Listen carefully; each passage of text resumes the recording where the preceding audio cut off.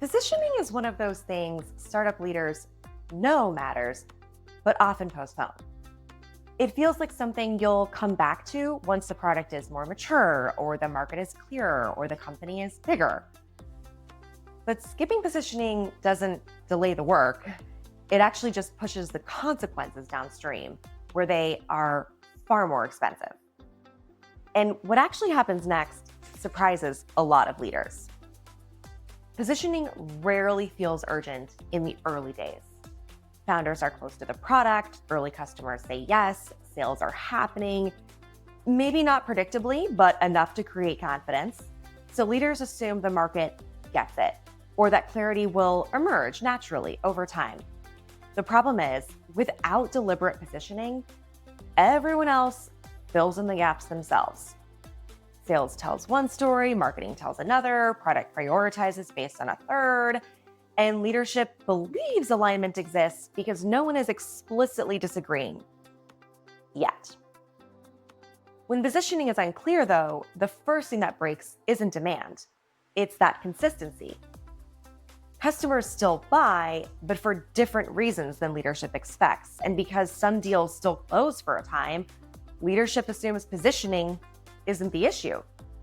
But then deals start to stall for reasons no one can quite explain. Messaging changes from pitch to pitch. Customers buy, but for different reasons than leadership expects. And then product ends up chasing features to satisfy the loudest feedback rather than meeting the roadmap requirements. In short, teams compensate. From the outside, it may look like responsiveness, but internally, it just creates confusion. So here's where the real damage happens.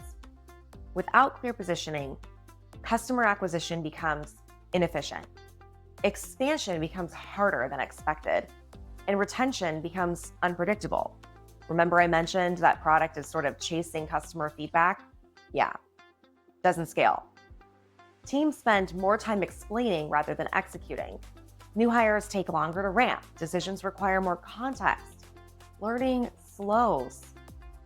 When you don't know why customers choose you, you can't replicate success. So growth becomes harder to scale. Not because the product isn't strong, but because the story isn't. And by the time leaders decide to work on positioning, they're usually doing it under immense pressure. Now, this is where positioning gets misunderstood. Positioning isn't about taglines or websites. Yes, I'm a marketer and I love taglines and websites, but positioning is more about decision making. Clear positioning answers, who is this product for? What problem matters most? Why the solution wins here?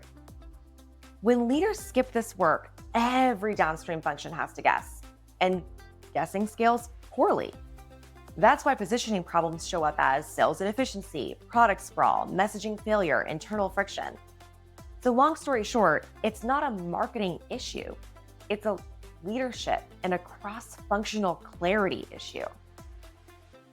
Leaders who get this right don't wait for chaos to force clarity. They slow down early to define the problem they're actually solving, the customer they're explicitly prioritizing, and the trade-offs they're willing to make when it comes to the product. They understand that positioning isn't about just being clever, it's about being decisive. And decisiveness is what allows speed, scale, and consistency to coexist. So if you're leading a startup or a marketing team, or maybe you're even the first product marketer to join an organization, here's the question worth sitting with. Do you know why your best customers choose you, or just that they do? Skipping positioning doesn't save time. It just delays clarity until you can't afford to delay it anymore. Thanks for watching. If you'd like to explore more, you can find other videos here on leadership growth and the signals startups tend to miss. Thanks, guys.